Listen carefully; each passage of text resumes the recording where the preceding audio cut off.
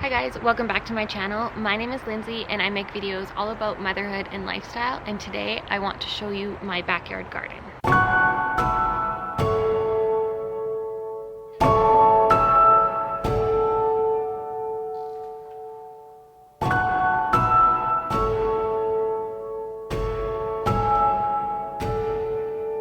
I've had this garden for probably 5 years now, maybe 6 years, and I'm no expert. It's just something that's like evolved over the years. It's always just been something that I really like to do. It's like reminiscent of my youth and my grandma's garden from when I was little, and it's been something really fun for my 3-year-old and I, for him to like plant stuff, water it, and see it grow. Before we start, I want to tell you that we are in zone 3-4 in Alberta, Canada. Growing season is pretty short, from like the end of May to probably like the first frost being like end of September or October. So the peak of the growing season is in July. A lot of this stuff is like ready to be harvested, but let me go through and show you what I've grown. So we have like 2 U-shaped beds. I saw this idea on Pinterest and my husband recreated it for me. We used to have little gates here because we wanted to keep the dogs out, but the dogs are pretty good. They don't really go in there. So yeah, there's 2 U-shaped beds. Start over here. This whole bed is some carrots growing here in one row. And then there are 3 rows of green beans here, and I planted these in succession. So this row, the first row, was planted a couple weeks before those rows, and these ones we have harvested a bunch already. As you can see, there's lots of green beans growing. I am able to pick like a bowl full every few days, and I've also been able to share with some friends and family. I don't know if they would do better if they had something to climb on. I noticed that recently they've been falling over a lot, but I think it's just because they're close to the end of their growing season. Carrots here. Let's see if we can kind of dig and see some of the top. They are still growing. Give them a few more weeks and they'll be bigger and better to pick in the fall. And then also I planted these next to each other because carrots are a root vegetable. They grow in the ground, and green beans, they grow above ground. So it gives lots of space for them to grow and these ones to grow above ground. And then again, beside the green beans, I actually have a row of beets here. So these are the beets. They're purple leaves, and something is eating the beet leaves over here. I think it's aphids. I'm not 100% sure, but I probably should have given these beets a little bit more space. The sun's not really getting to them underneath all these other leaves, but pretty soon the green beans will be done and those will continue to grow. So then beside the beets is this whole corner here. This whole corner here is potatoes, and they're actually close to being ready to harvest. Once the tops really start to like die off, then you know that the potatoes are almost done growing and almost ready to harvest. So the dirt is mounded very high here because it's supposed to give the potatoes more room to grow underground. So I expect that we're gonna have lots of potatoes. We planted like 6 potato spuds in this area, and each one is supposed to give about 10 potatoes, so we'll see. Those will be ready to harvest soon. And then in this garden bed beside, I have a row of carrots that were planted shortly after my first row back there. And then I had lettuce growing here, but lettuce is actually quick to harvest and we've picked it and used them. And then I planted these carrots, probably one of the most recent things in the garden. I probably should have done some weeding before. There's 2 rows of carrots here. Still very small, like you wouldn't even be able to like see carrots if you were to pick those. They're still developing. And then in this bed here, I had 4 rows of peas. I've already like taken out 1 row, and then the other ones are back there, and you can see some of them are starting to die off. But if we go look at the other side, there's still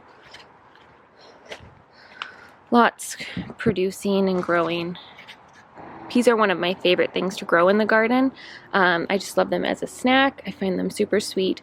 These are the peas that you don't eat the shell. You just eat the pea itself from inside.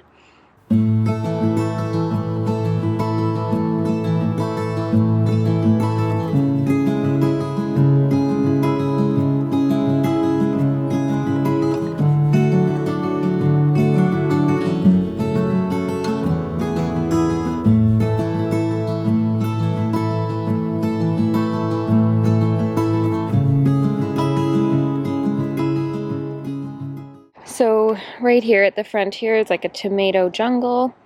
I meant to buy 2 different varieties of tomatoes, but I bought the same plant twice, and I feel like I make that mistake every year. These are both just like a large tomato. I meant to buy 1 cherry, but we will just end up with a bunch of large tomatoes. I'll have to figure out what I'm going to do with them. Maybe make some pasta sauce or something. And then in this garden bed is a zucchini plant. Now they say zucchini, like 1 plant can feed a whole family because they produce so much. So if we look, you can see 1 large zucchini there. It's still growing, be ready to pick in a couple days. This one ready to pick in a few days too. And then all of these things with the flowers on the end, those will all become zucchinis. There's another one growing there.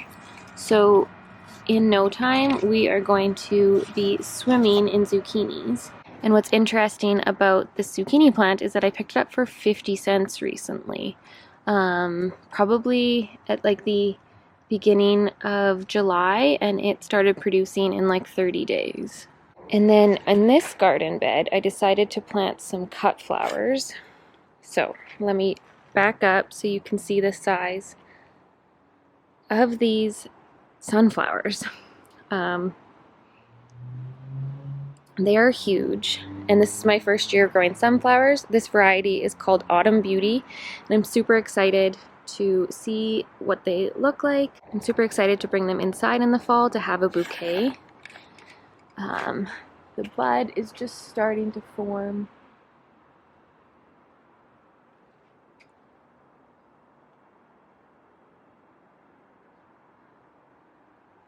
But yeah, holy, they're so huge, and like the stalk is so big and strong. And then right in front of the sunflowers is some gladiolas, and there's 1 blooming, as you can see.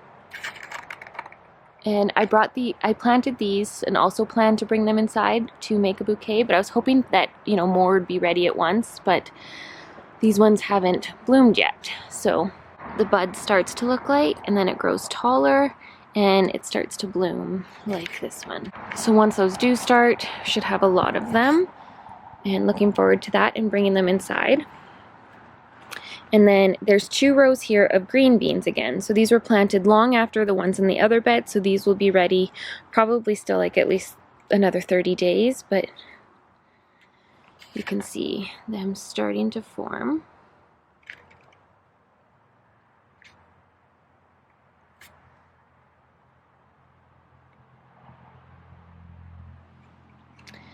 And this is my kale plant. I do a curly kale plant every year, and it always does so well. So kale is a great plant because you really just need 1 for like a family, or I often give some to friends and family.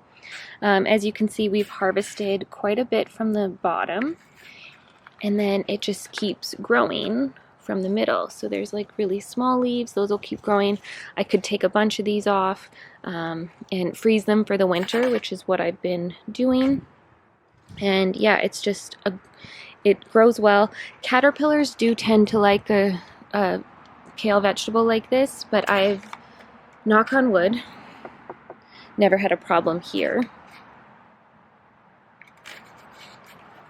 And then I planted some beets back here as well because my other ones weren't doing great, and I do love a good garden fresh beet. So looking forward to these. Nothing seems to be eating the leaves over here, so that's great. Yeah, looking good.